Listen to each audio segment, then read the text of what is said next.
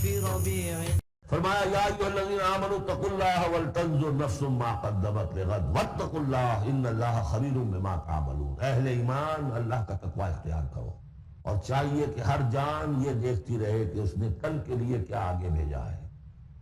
اللہ کا تقوی اور آخرت کا احساس، کل کے لیے کیا بھیجا ہے. ما قدمت لغد، یہ بڑی کل ہے جو باعث بعد الموت کے بعد آنے والی ہے. اس کل کے لیے کیا بھیجا ہے آگے، کیا سامان ہے، کیا توشہ ہے. اس کائناتی حکومت کا جو سب سے بڑا ریزرو بینک ہے، امپیریل بینک ہے اس کائنات کا، اللہ تعالیٰ کے ہاں کیا جمع کرایا. اور دیکھیے 2 مرتبہ ایک آیت میں واتقوا اللہ، اللہ کا تقوی، اللہ کا خوف. لیکن یہ خوف اصل میں اس طرح کا خوف نہیں ہوتا جو کسی خوفناک شے کا خوف ہوتا ہے. ایک ہے شیر کا خوف یا سانپ کا خوف، ایک خوف والد کا خوف ہوتا ہے، وہ محبت کے تحت ہوتا ہے. میرے والد جو ہے ناراض نہ ہو جائے، میں اپنے والد کے احساسات اور جذبات کو مجروح نہ کر بیٹھوں، وہ مایوس نہ ہو جائے مجھ سے، اللہ ناراض نہ ہو جائے. یہ خوف. ان اللہ خبیر بما تعملون، یقیناً جو کچھ تم کر رہے ہو اللہ اسے باخبر ہے. ولا تکونوا کالذین نسوا اللہ فانساہم انفسہم. دیکھنا مسلمانوں، ان لوگوں کی طرح نہ ہو جانا جنہوں نے اللہ کو بھلا دیا، تو اللہ نے انہیں اپنے آپ سے غافل کر دیا.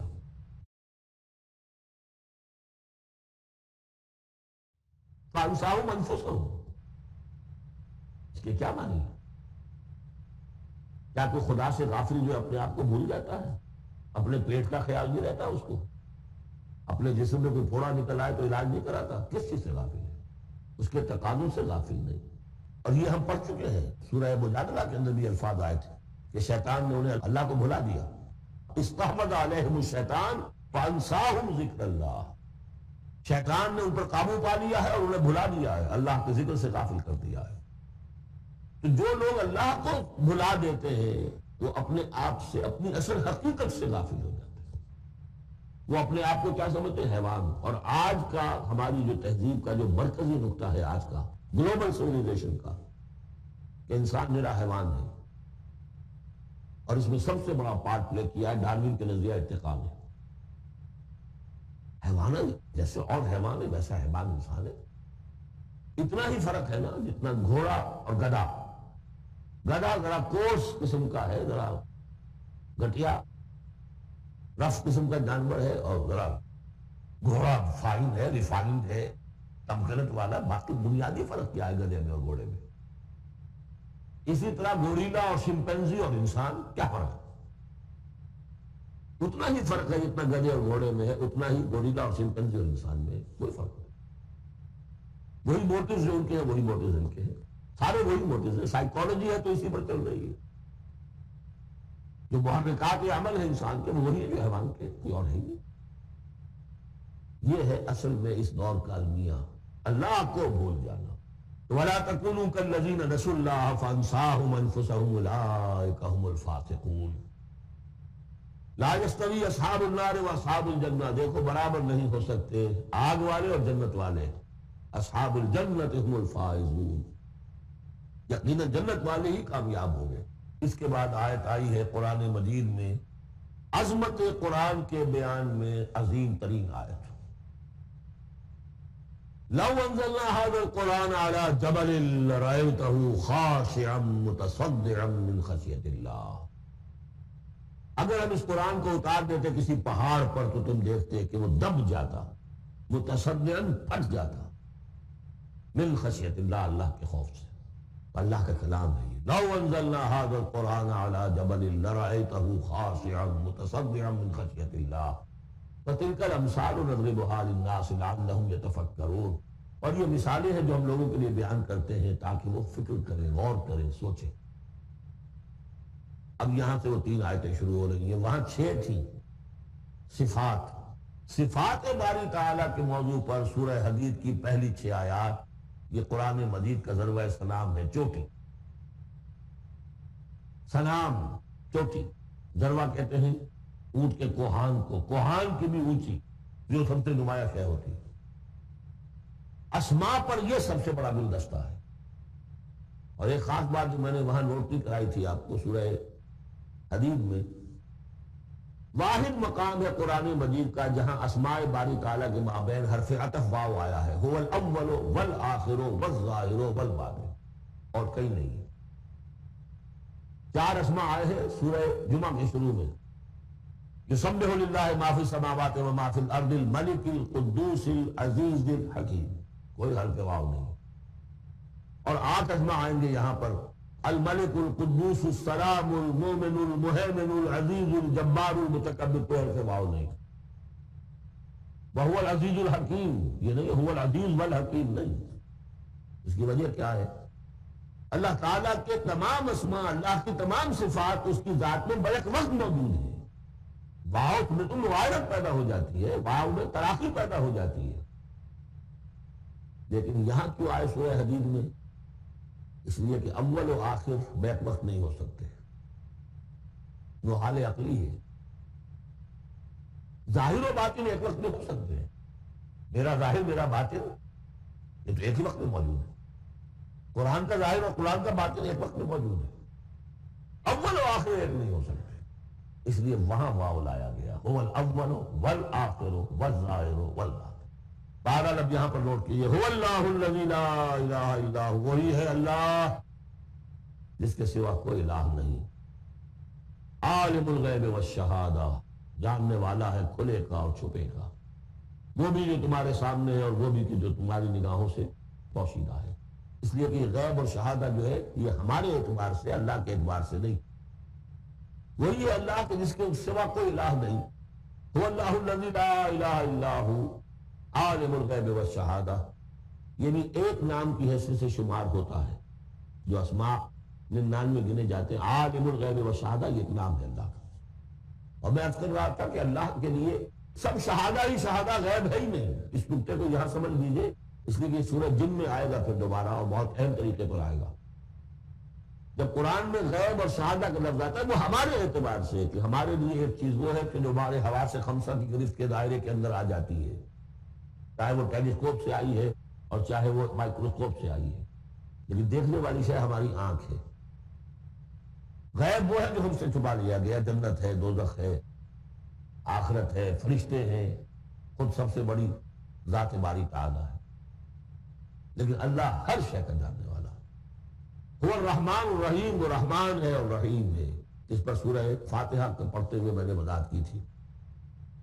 هو اللہ الذی لا الہ الا هو، وہی ہے اللہ جس کے سوا کوئی الہ نہیں، الملک بادشاہ حقیقی، القدوس پاک، السلام سلامتی اور سالم، ہر اعتبار سے سالم، کوئی اس کو نزل پہنچانے والا نہیں ہے، ہر عیبوں سے پاک، المومن امن دینے والا، امان دینے والا، المہیمن پناہ میں لینے والا، العزیز زبردست، مطلق العنان جس کی اتھارٹی ایبسولوٹ ہے، الجبار دباؤ رکھنے والا، المتکبر عظمت والا، بڑائی والا۔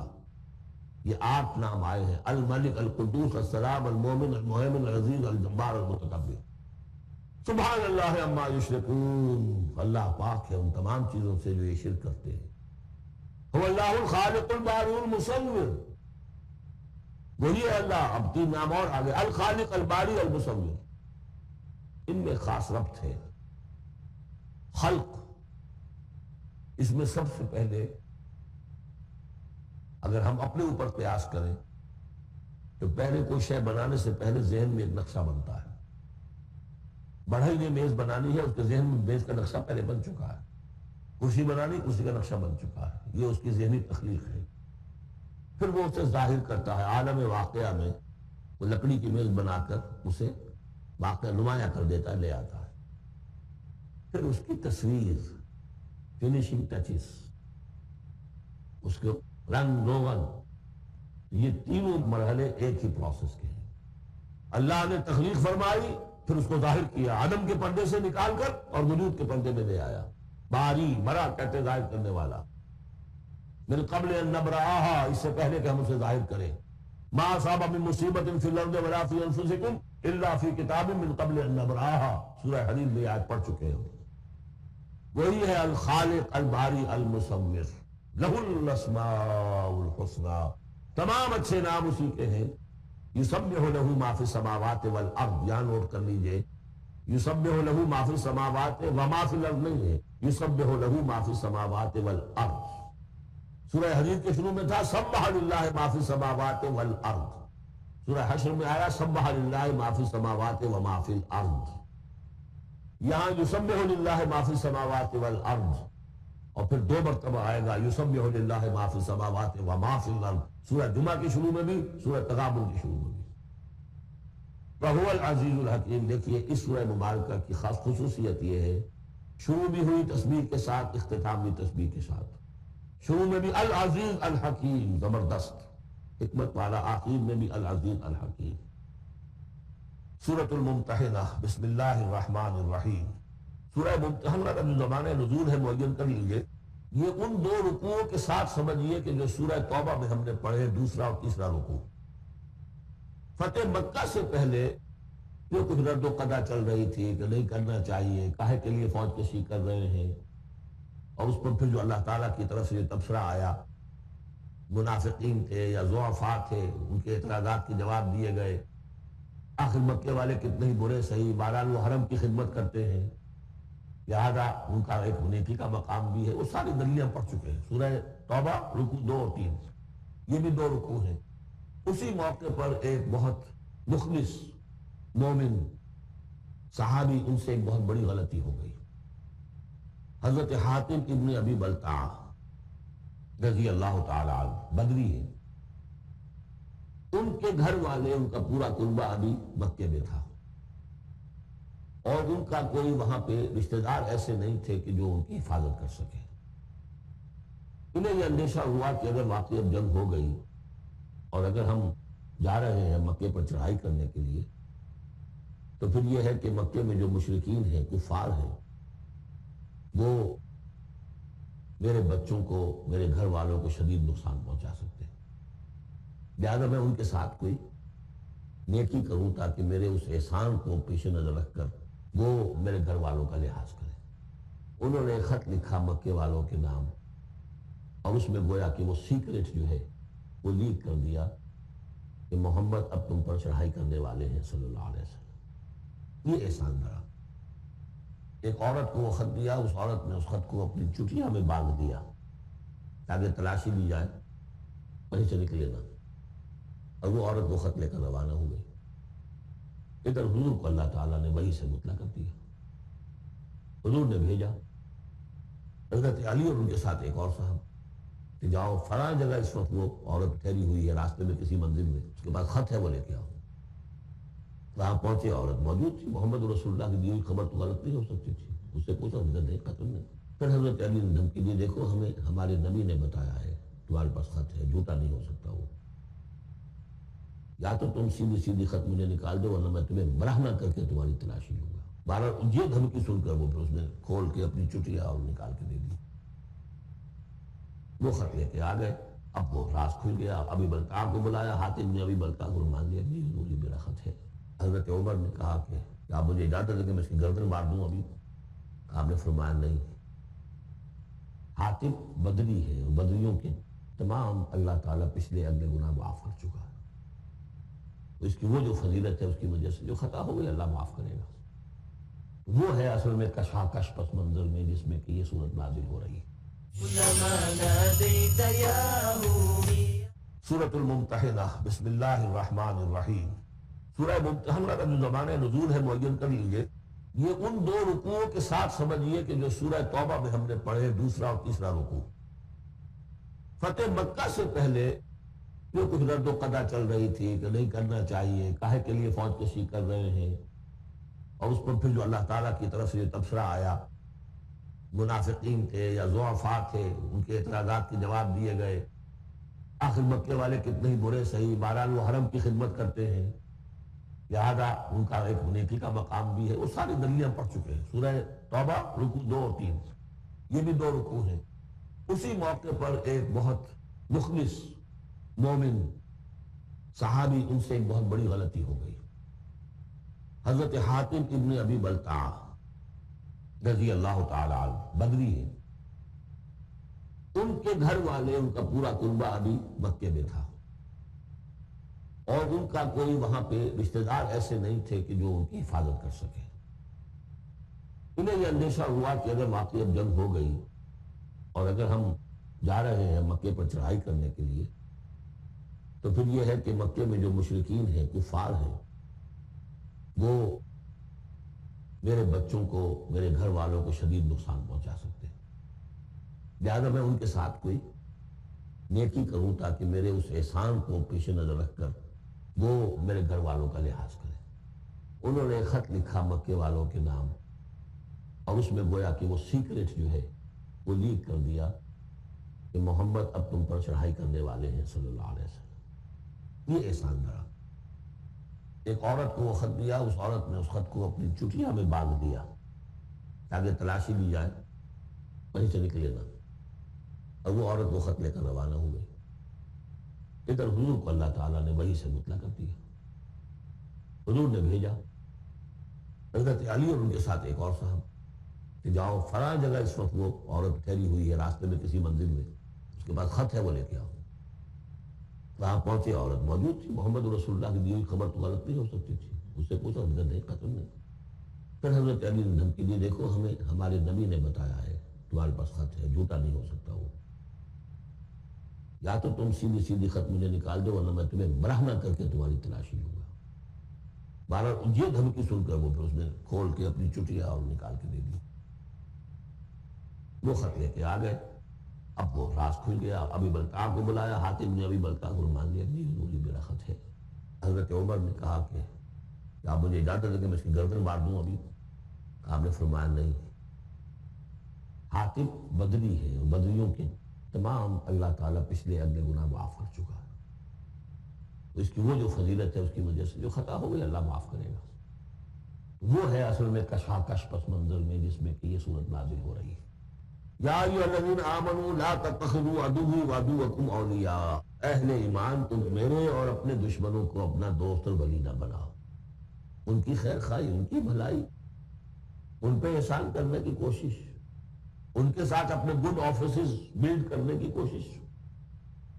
تلقون الیہم بالمودۃ، تم ان کی طرف رجوع کرتے ہو، بھیجتے ہو پیغام دوستی کے، خلوص و اخلاص کے۔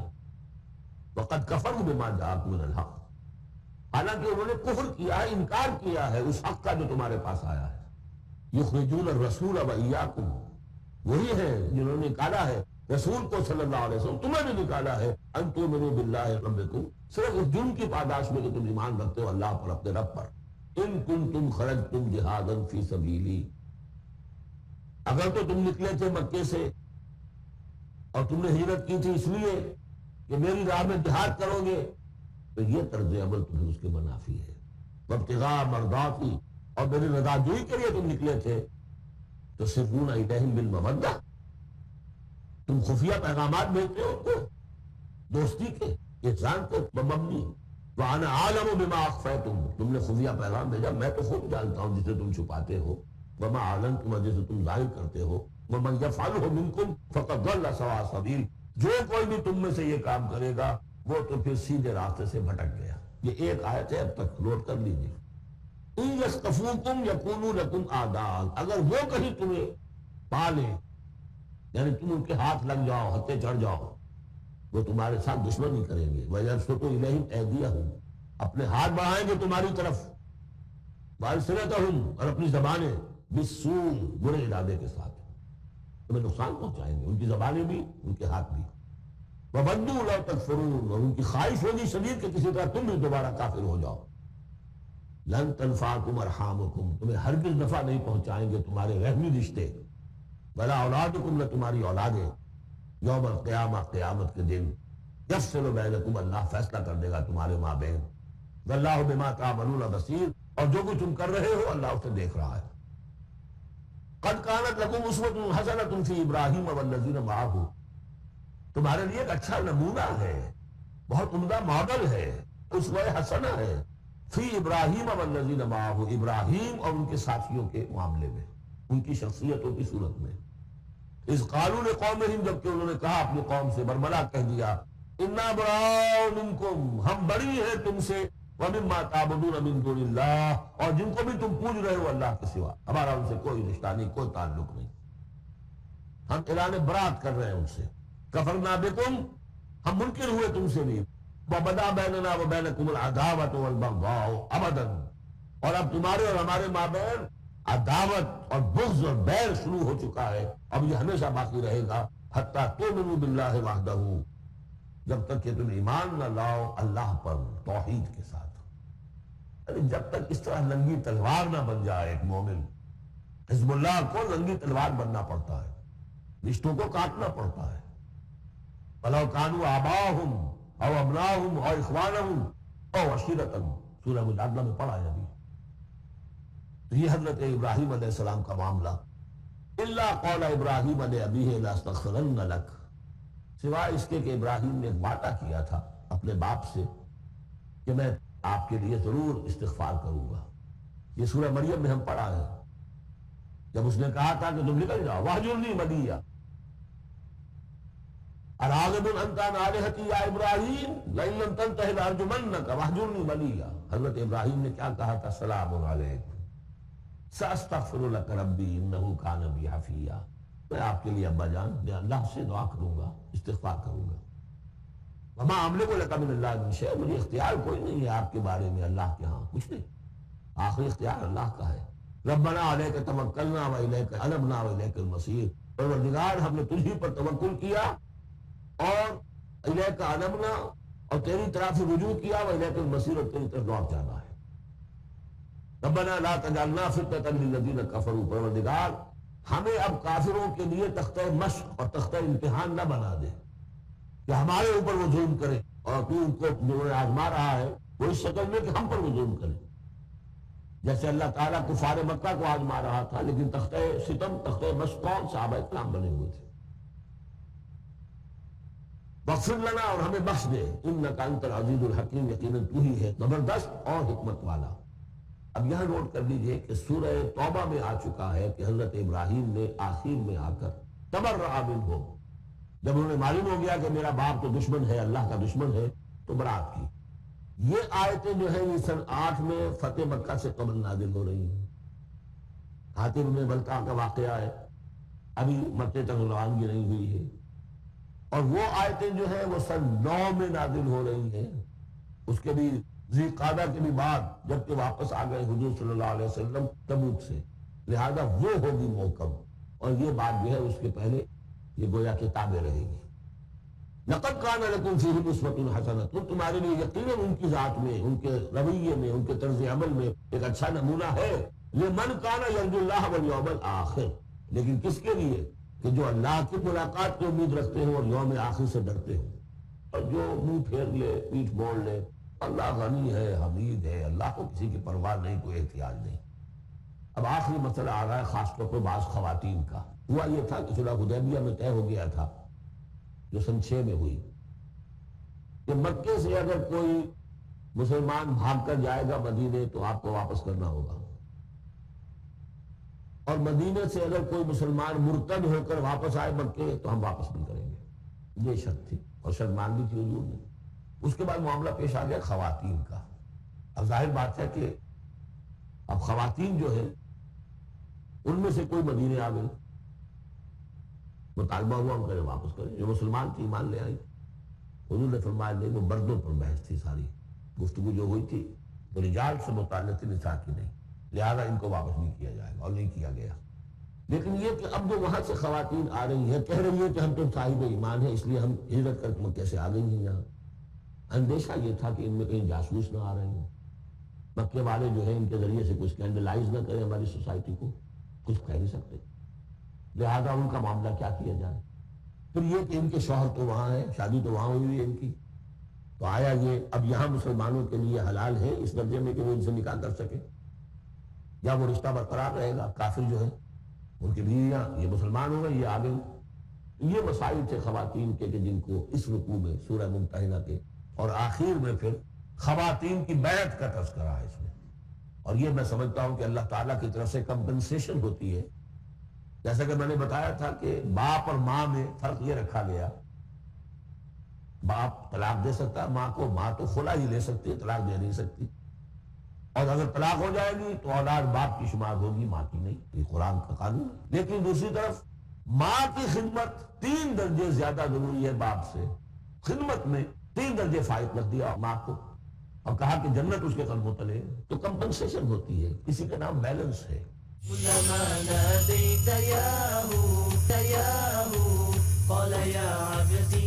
عسى الله أن يجعل بينكم وبين الذين عاديتم منهم مودة والله قدير والله غفور رحيم. اللہ ہر شے پر قادر ہے اور غفور ہے اور رحیم ہے. لا ينهاكم الله عن الذين لم يقاتلوكم. اللہ تعالیٰ تمہیں ان لوگوں سے نہیں روکتا کہ جنہوں نے تم سے کبھی جنگ نہیں کی، فی الدین، دین کے معاملے میں، ولم يخرجوكم من دياركم، اور نہ تمہیں نکالا تمہارے گھروں سے، ان تبروهم وتقسطوا الیہم، کہ تم ان کے ساتھ کوئی بھلائی کرو یا انصاف کا معاملہ کرو. جہاں بھی ولایت کا معاملہ نہیں ہے، کافر کو ولی نہیں بنایا جا سکتا، پشت پناہ، مددگار، حمایتی، قلبی محبت نہیں ہو سکتی، لیکن کوئی نیک سلوک کرنا، کوئی بھلائی کرنا، اس میں کوئی اعتراض نہیں. کافروں کے ساتھ کرو. جو غیر حربی ہے، جس کے ساتھ جنگ نہیں ہے، جس نے کبھی آپ کے خلاف آپ کے کسی دشمن کی مدد نہیں کی ہے، اس کا معاملہ مختلف رہے گا. ان اللہ یحب المقسطین، اللہ تعالیٰ انصاف کرنے والوں کو پسند کرتا ہے. انما ینہاکم اللہ عن الذین قاتلوکم فی الدین، تمہیں اللہ روک رہا ہے ان سے کہ جنہوں نے تم سے جنگ کی ہے دین کے معاملے میں، دین کی وجہ سے. واخرجوکم من دیارکم، نکالا ہے تمہیں تمہارے گھروں سے. وظاہروا علی اخراجکم، اور انہوں نے گٹھ جوڑ کیا ہے تمہارے نکالنے پر، ایک دوسرے کی مدد کی ہے. ان تولوہم، کہ تم ان کے ساتھ ولایت، باہمی ولایت، باہمی کا رشتہ قائم کرو، اس سے روکا ہے. ومن یتولہم، اور جو کوئی ان کے ساتھ دوستی کرے گا، فاولئک ھم الظالمون، تو وہی لوگ ہیں جو ظالم ہیں. یہاں سے خواتین کا معاملہ. یا ایھا الذین آمنوا اذا جاءکم المؤمنات مہاجرات، اہل ایمان جب تمہارے پاس آئے مومن خواتین ہجرت کر کے، فامتحنوہن، تو ذرا امتحان لے لیا کرو، دیکھ بھال کر لیا کرو یہ واقعی مومن ہے. کچھ تھوڑی سی انٹروگیشن ہو، سرسری سی اندازہ ہو جائے. لیکن اللہ عالم بایمانہن، باقی یہ کہ اللہ تعالیٰ بہتر جانتا ہے کسی کے دل میں ایمان ہے یا نہیں ہے. آپ کے لیے ناممکن ہے کہ آپ اس کی صحیح تفتیش کر سکیں، تاہم پھر بھی کسی درجے میں ایک احتیاطی تدبیر اختیار کرو کہ دیکھ لیا کرو کہ وہ واقعتاً ایمان والی ہے. فإن علمتموہن مؤمنات، پھر اگر تم دیکھو کہ وہ مومن ہے، واقعتاً مومن ہے، فلا ترجعوہن الی الکفار، تو اب انہیں لوٹاؤ نہیں کفار کی طرف. لا ہن حل لہم، نہ وہ اب ان کافروں کے لیے حلال رہی ہیں، ولا ہم یحلون لہن، نہ وہ ان کے لیے حلال ہے. وآتوہم ما انفقوا، جو کچھ انہوں نے خرچ کیا تھا، مہر دیا تھا، وہ لوٹا دو، یہاں سے دے دو، بھجوا دو. فلاں کافر، اس کی بیوی مسلمان ہو گئی، یہاں آ گئی ہے، اب یہاں تعلق ازدواج ختم ہوا، جو مہر تم نے دیا تھا وہ واپس کر رہے ہیں. یہ ہے عدل و انصاف. جیسے کہ ابو عبیدہ کا معاملہ تھا رضی اللہ تعالیٰ عنہما، تو ایک شہر جس سے کہ جزیہ لے لیا گیا تھا، پھر چونکہ وہاں سے پسپائی جو ہے ٹیکٹیکل موو کے طور پر وہاں سے پیچھے ہٹنا پڑا، تو وہ سارا جزیہ واپس کر دیا. ہم جا رہے ہیں، اب آپ لوگوں کی حفاظت کا ذمہ ہم نہیں لے سکتے. ذمہ کا مطلب ہے ہمیں آپ کی حفاظت کی ذمہ داری پوری کرنی تھی، نہیں کر سکتے، یہ رقم واپس. اور دھاڑے مار مار کر وہ روئے کہ یہ جا رہے ہیں ہمیں چھوڑ کر. تو یہاں بھی کہا جا رہا ہے کہ وہ کافر ہیں، لیکن یہ کہ ان کو جو انہوں نے مہر وغیرہ دیا ہوا ہے مسلمان عورتوں کا، واپس کر لوٹا دو. ولا جناح علیکم ان تنکحوہن اذا آتیتموہن اجورہن، اور اے مسلمانوں تم پر کوئی حرج نہیں ہے، کوئی گناہ نہیں ہے کہ تم اب ان خواتین سے نکاح کر لو جبکہ تم انہیں ان کے مہر ادا کر دو. ولا تمسکوا بعصم الکوافر، اور اگر تمہاری بیویاں وہاں ہیں، کوئی رہ گئی ہے، کفر پہ ہے، تو تم بھی ان کے ناموس کو اپنے قبضے میں نہ رکھو، یعنی انہیں طلاق دے دو، انہیں فارغ کر دو کہ ہمارا تم سے کوئی تعلق نہیں. واسألوا ما انفقتم، اور ان سے مانگ لو جو بھی تم نے ان کو دیا تھا مہر کے طور پر. جب ہمارے اور تمہارے درمیان وہ رشتہ ختم ہوا، میرا مہر واپس کرو. وَلْيَسْأَلُوا مَا أَنفَقُوا، جو انہوں نے خرچ کیا تھا وہ مانگ لے. جو یہاں مسلمان عورتیں آ گئی ہیں ان کا مہر لوٹا دیا جائے. ذالکم حکم اللہ یحکم بینکم، یہ اللہ کا حکم ہے اور اللہ تمہارے مابین فیصلہ کر رہا ہے. واللہ علیم الحکیم، اللہ سب کو جاننے والا ہے، کمال حکمت والا.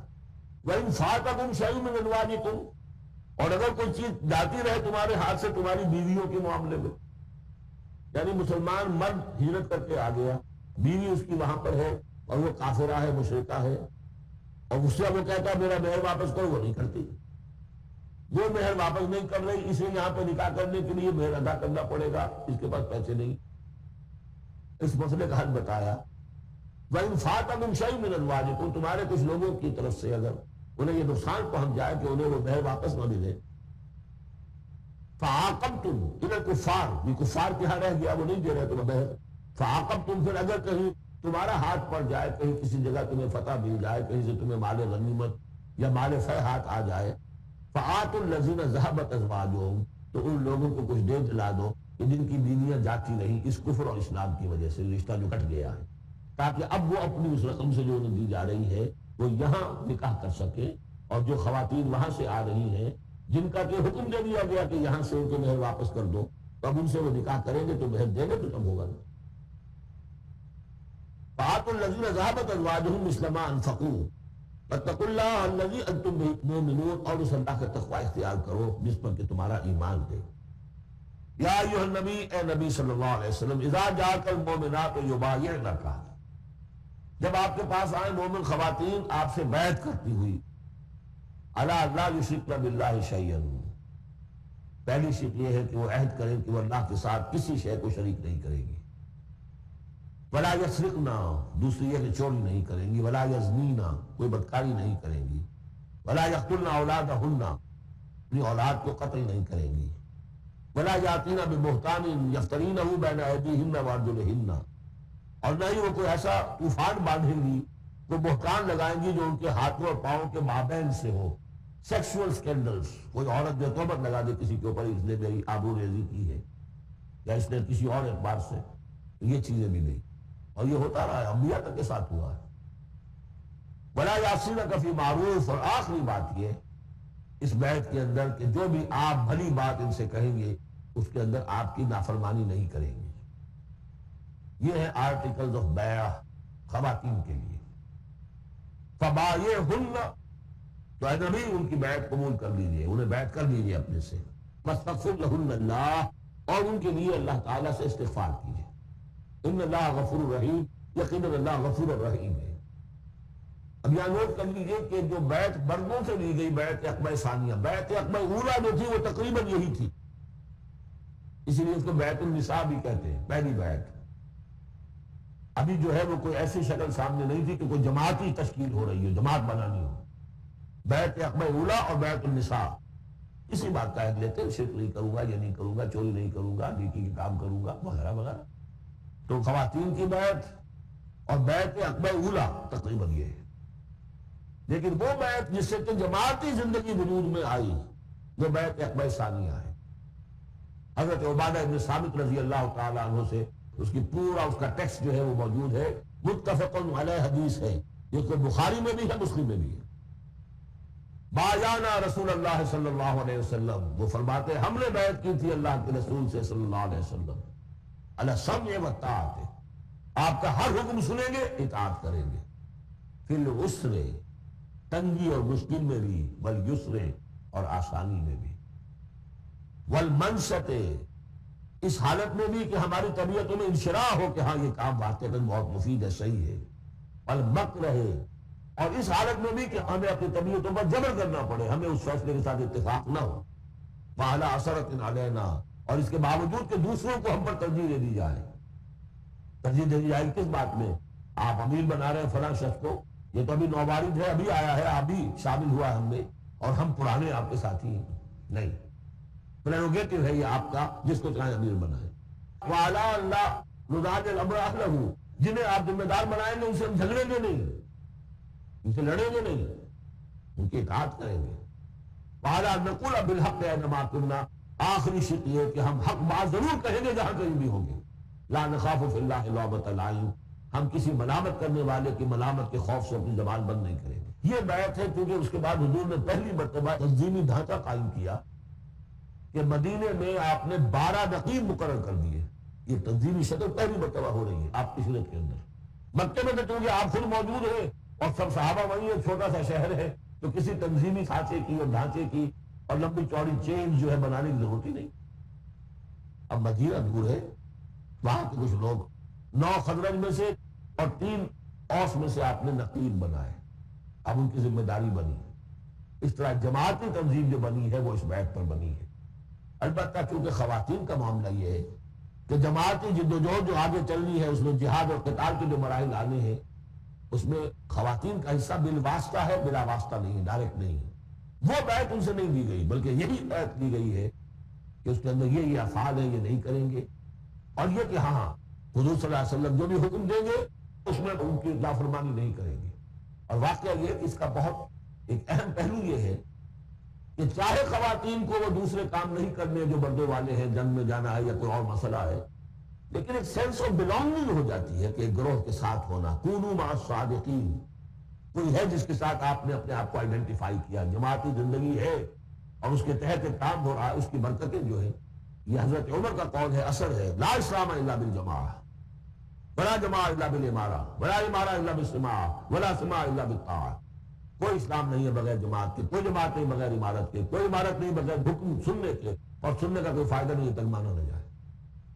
حضور نے فرمایا علیکم بالجماعہ ید اللہ علی الجماعہ، تم پر لازم ہے کہ جماعت کی شکل میں رہو، اور اللہ کی مدد اور تعریف جماعت کے ساتھ ہوتی ہے۔ آخری آیت ہے یا ایھا الذین آمنوا لا تتولوا قوما غضب اللہ علیہم، اہل ایمان ان لوگوں کے ساتھ دوستی نہ کرو جن پر اللہ کا غضب ہے۔ جہاں سے یہ صورت شروع ہوئی تھی، اختتام پر پھر وہی بات آ گئی۔ قد یئسوا من الآخرہ، یہ آخرت سے مایوس ہو چکے ہیں، کما یئس الکفار من اصحاب القبور، جیسے کہ کفار مایوس ہو چکے ہیں اصحاب قبور میں سے۔ اس کے 2 معنی دیے گئے ہیں، جیسے کفار جو قبر میں ہیں ان پر تو حقیقت واضح ہو چکی ہے نا، عالم برزخ میں جب پہنچ گئے تو انہیں معلوم ہے، اب حقائق منکشف ہو گئے، جیسے وہ مایوس ہو گئے ہیں کہ ان کے لیے اب کوئی راستہ نہیں، اللہ کے عذاب سے بچنے کی کوئی شکل نہیں۔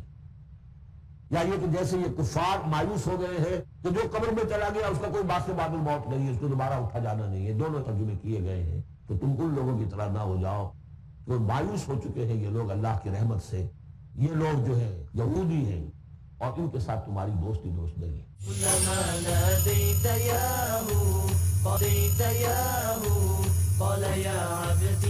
اعوذ باللہ من الشیطان الرجیم، بسم اللہ الرحمن الرحیم، سبح للہ ما فی السماوات وما فی الارض وهو العزیز الحکیم، یا ایھا الذین آمنوا لم تقولون ما لا تفعلون، کبر مقتا عند اللہ ان تقولوا ما لا تفعلون، ان اللہ یحب الذین یقاتلون فی سبیلہ صفا کأنہم بنیان مرصوص، رب اشرح لی صدری ویسر لی امری واحلل عقدۃ من لسانی یفقہوا قولی۔ اب ہم اللہ کا نام لے کر سورہ صف کا آغاز کر رہے ہیں۔ میں آپ کو بتا چکا ہوں کہ جو 10 صورتیں ہیں مدنی، سورہ حدید سے سورہ تحریم تک، ان میں بالکل درمیان میں جو یہ جوڑا ہے سورہ صف اور سورہ جمعہ، اس کی امتیازی شان اسی سے نظر آ جاتی ہے کہ دونوں کا آغاز تسبیح سے ہوا ہے، ورنہ اب تک یہ تھا سورہ حدید کا آغاز سبح للہ ما فی السماوات والارض، پھر سورہ مجادلہ میں وہ بات نہیں، پھر سورہ حشر میں سبح للہ ما فی السماوات وما فی الارض، پھر سورہ ممتحنہ میں وہ بات نہیں۔ اب یہاں پھر جو آئی ہے وما فی الارض، تسبیح کرتی ہے اللہ کی ہر وہ شے جو آسمانوں میں ہے اور ہر وہ شے جو زمین میں ہے، وہو العزیز الحکیم، اور وہ زبردست ہے، کمال حکمت والا۔ لیکن اس کے فوراً بعد سورہ جمعہ ہے، وہ ہے یسبح للہ ما فی السماوات وما فی الارض، تو اس میں جوڑے ہونے کی نسبت بہت نمایاں ہو گئی، مشابہت بھی ہے، تسبیح سے دونوں کا آغاز ہو رہا ہے، پھر تکمیل ہو رہی ہے۔ میں نے بتایا تھا کہ نسبت زوجیت میں کسی مقصد کے لیے جنس جو ہے دو، وہ کسی اعلیٰ تر مقصد کے لیے ان کے اندر ریسیپروکل نسبت رکھی جاتی ہے۔ وہی یہاں ہے فعل ماضی، فعل مضارع، اور فعل مضارع عربی زبان میں حال اور مستقبل دونوں کو کور کرتا ہے، تو یہاں اس جوڑے میں آ کر ان دونوں کو جمع کر دیا گیا۔ یہ تسبیح جو ہے کائنات کی ہر شے کر رہی ہے، یہ ہمیشہ سے ہوتی آ رہی ہے، ہر دم ہو رہی ہے، ہمیشہ ہوتی رہے گی۔ بسم اللہ الرحمن الرحیم، سبح للہ ما فی السماوات وما فی الارض وہو العزیز الحکیم۔ اب آ رہی ہے بات بالکل دو ٹوک، وہی جو میں نے کہا تھا ان تمام صورتوں میں ہے زجر، توبیخ، جھنجھوڑنے کا انداز. کیا ہو گیا مسلمانوں تمہیں؟ یا ایھا الذین آمنوا ما لکم لم تقولون ما لا تفعلون. تمہیں کیا ہو گیا ہے مسلمانوں، تم جو کہتے ہو وہ کرتے نہیں؟ کیوں کہتے ہو جو کرتے نہیں؟ ایمان اللہ پر اور اس کے حکم پاؤں تلے، ایمان رسول کا، محبت اور عشق کے دعوے، اس کی سنتوں کی دجیاں بکھیر دو. کیا ہے لما تقولون ما لا تفعلون کبر مقتا عند اللہ ان تقولوا ما لا تفعلون. بڑی شدید بیزاری کی بات ہے اللہ کے نزدیک کہ تم کہو جو کرتے نہیں. اب بتائیے اس سے بڑی زجر و توبیخ کیا ہوگی؟ اچھا معلوم ہوتا ہے کہ شاید کچھ لوگوں نے محبت رسول کے دعوے کیے ہوں گے. جاننا چاہتے ہو اللہ کو کون محبوب ہیں؟ ان اللہ یحب الذین یقاتلون فی سبیلہ صفا کانہم بنیان مرصوص.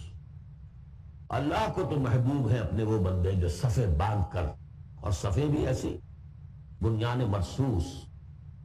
آج کل کا تصور کیجئے ری انفورسڈ کانکریٹ والز جو بڑے بڑے ڈیمز کی بنائی جاتی ہیں. اس زمانے میں بھی تھا، چنائی کر کے پھر تانبا اس کے اندر پگھلا کر، جو ہم دیکھ آئے ہیں ذوالقرنین کے معاملے میں، آتونی افرق علیہ قطرہ. اب وہ جو ہے وہ فورٹیفائڈ ایسی صفیں. آج ایک صاحب نے توجہ دلائی، اسی کا عکس ہونا چاہیے ہماری جب نماز کے اندر صف بندی ہوتی ہے، کوئی خلا نہیں ہونا چاہیے. حضور نے فرمایا کہ شیطان کھڑا ہوتا بیچ میں، پھر کندھے سے کندھا ملا ہونا چاہیے، لیکن ہمارے ہاں اس کا کوئی اہتمام نہیں ہوتا. ان اللہ یحب الذین یقاتلون فی سبیلہ صفا کانہم بنیان مرصوص. اب سوچ لو، دیکھ لو، سوچ سمجھ کر قدم رکھو. جس کو ہو جان و دل عزیز اس کی گلی میں جائے کیوں؟ اس راستے پر آنا ہے تو یہ سمم بونم ہے. یہ 4 آیتیں ہو گئیں تمہید کی. 4 آیتیں ہیں. اب بنی اسرائیل نے کیا کیا اللہ کے جلیل قدر پیغمبروں کے ساتھ؟ وَإِذْ قَالَ مُوسَىٰ لِقَوْمِهِ يَا قَوْمِ لِمَ تُؤْذُونَنِي وَقَدْ تَعْلَمُونَ أَنِّي رَسُولُ اللَّهِ إِلَيْكُمْ. یاد کرو جب کہ کہا موسیٰ نے اپنی قوم سے، اے میری قوم کے لوگوں کیوں مجھے ایذا دے رہے ہو، کوفت پہنچا رہے ہو، تکلیف دے رہے ہو؟ وَقَدْ تَعْلَمُونَ أَنِّي رَسُولُ اللَّهِ إِلَيْكُمْ، جبکہ تم جانتے ہو میں اللہ کا رسول ہوں. فَلَمَّا زَاغُوا، جب وہ کج ہو گئے، ٹیڑھے ہو گئے، أَزَاغَ اللَّهُ قُلُوبَهُمْ، اللہ نے بھی ان کے دلوں کو ٹیڑھا کر دیا. یہ بہت اہم آیت ہے جو قرآن مجید میں جتنی مرتبہ آیا اللہ نے انہیں گمراہ کر دیا، اللہ نے مہر لگا دی. تو کبھی اللہ ابتداءً مہر نہیں لگاتا، پہلے انسان ٹیڑھا خود ہوتا ہے. لیکن جب اس کے ٹیڑھ پر ایک حد تک چلا جاتا ہے، he reaches the point of no return, then Allah puts a seal on his heart. اس کے بعد نہیں آ سکتا. جب وہ ٹیڑھے ہو گئے اللہ نے ان کے دلوں کو بھی ٹیڑھا کر دیا. واللہ لا یہدی القوم الفاسقین، اللہ فاسقوں کو زبردستی ہدایت نہیں دیتا. ہم پڑھ چکے ہیں سورہ مائدہ میں. اصل میں یہ وہ ایذا ہے. اللہ کے رسول کو اصل ایذا ذاتی نہیں ہوا کرتی، ہوتی ہے وہ بھی، انسان محسوس کرتا ہے. اور میں بتا چکا ہوں آپ کو سورہ احزاب میں کہ حضور کے ساتھ بھی اس طرح کا معاملہ کیا. لیکن اصل ایذا جو یہاں ہو رہی ہے قتال کے لفظ کے ذکر کے ساتھ جو آ رہی ہے وہ یہ ہے. وَإِذْ قَالَ عِیسَیٰ ابْنُ مَرْیَمَ، دوسرا دور. اب یہ ہے رسول، اصل میں بنی اسرائیل کے لیے رسول بن کر آئے وہ حضرت عیسیٰ. رسولاً الی بنی اسرائیل، سورہ آل عمران کے وہ الفاظ بہت اہم ہیں. وَإِذْ قَالَ عِیسَىٰ ابْنُ مَرْیَمَ یَا بَنِی اسرائیل اِنِّی رَسُولُ اللَّهِ إِلَیکُم. اور یاد کرو جب کہ کہا عیسیٰ ابن مریم نے، اے بنی اسرائیل میں اللہ کا رسول ہوں تمہاری طرف. مُصَدِّقًا لِمَا بَیْنَ یَدَیَّ مِنَ التَّوْرَاۃ، اور میں تصدیق کرتے ہوئے آیا ہوں اس کی جو میرے سامنے ہے تورات میں سے. وَمُبَشِّرًا بِرَسُولٍ، اور بشارت دیتے آیا ہوں ایک رسول کی، آتی من بعدی، جو میرے بعد آئیں گے، اسمہ احمد، جن کا نامی احمد ہے صلی اللہ علیہ وسلم، احمد مجتبی. فلما جاءہم بالبینات، یہ وہی حضرت عیسیٰ کے بارے میں جب وہ آئے کھلی نشانیاں لے کر، معجزے لے کر، عظیم ترین معجزے لے کر، قالوا ھذا سحر مبین، انہوں نے کہہ دیا یہ تو سحر مبین ہے. ومن اظلم ممن افترا، اب یہ تیسرا دور ہے. اب محمد رسول اللہ آ گئے ہیں صلی اللہ علیہ وسلم. اور وہ ہم پڑھا ہے سورہ بنی اسرائیل میں، عسیٰ ربکم ان یرحمکم وان عدتم عدنا. اے بنی اسرائیل تم ہمارے لاڈلے تھے، اس میں کوئی شک نہیں، ہم نے تمہیں چنا تھا. اخترناہم علی علم، لیکن تم نے اپنی بد عملی کی وجہ سے اپنے آپ کو راندہ درگاہ بنا لیا. لیکن ہماری محبت اب بھی موجود ہے. عسیٰ ربکم ان یرحمکم، تمہارا رب اب بھی رحم کرنے کے لیے تم پر تیار ہے. بھائی بہت تو بدنا، لیکن تمہارا طرز عمل وہی رہا جو پہلے تھا، تو ہم بھی وہی کچھ کریں گے جو ہم نے پہلے کیا، اسی طرح پٹوائیں گے تمہیں۔ نبوکدنیزر سے پٹوایا اور گریک سے پٹوایا، اسیرین سے پٹوایا، رومن سے پٹوایا، اور اب اس صدی میں آ کر جرمن سے پٹوایا۔ 60 لاکھ 6 ملین، واللہ اعلم۔ بہرحال اب تیسرا دور آیا، ومن اظلم ممن افترى علی اللہ الکذب، اس سے بڑھ کر ظالم کون ہوگا جو اللہ پر جھوٹ تلاشے۔ وہو یدعی الی الاسلام، بلایا جا رہا ہے اسلام کی طرف، اب محمد رسول اللہ انہیں دعوت دے رہے ہیں۔ واللہ لا یہدی القوم الظالمین، اللہ ایسے ظالموں کو زبردستی ہدایت نہیں دیتا۔ عسیٰ ربکم ان یرحمکم، لیکن اس کے بعد فرما دیا اگلی آیت میں ان ھذا القرآن یہدی للتی ہی اقوم، یہ قرآن ہے، شاہدرہ ہے، ہماری رحمت کا شاہدرہ قرآن حکیم میں داخل ہونا ہے، آؤ داخل ہو جاؤ۔ اب حضور کے ساتھ جو کچھ کر رہے تھے اس کا کلائمیکس یہ تیسری آیت ہے، یریدون لیطفئوا نور اللہ بافواہہم، وہ تلے ہوئے ہیں کہ اللہ کے نور کو اپنی منہ کی پھونکوں سے بجھا کر رہے ہیں۔ یہ خاص یہود کے بارے میں ہے، یہ آیت اچھی طرح سمجھ لیجیے، اور اس کا کلائمیکس اب آ رہا ہے، اب آ رہا ہے۔ The final showdown is going to come now and not very far off, very soon۔ Armageddon اسے کہہ لیں۔ یہود پوری طریقے سے پوری عیسائی دنیا کو اپنے تسلط میں لا چکے ہیں۔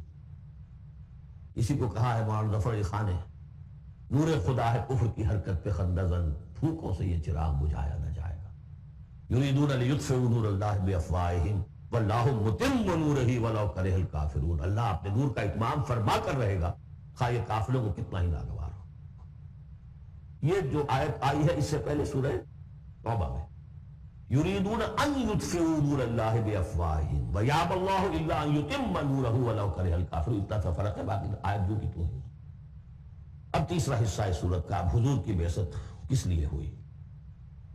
هو الذی ارسل رسولہ بالہدی ودین الحق لیظہرہ علی الدین کلہ۔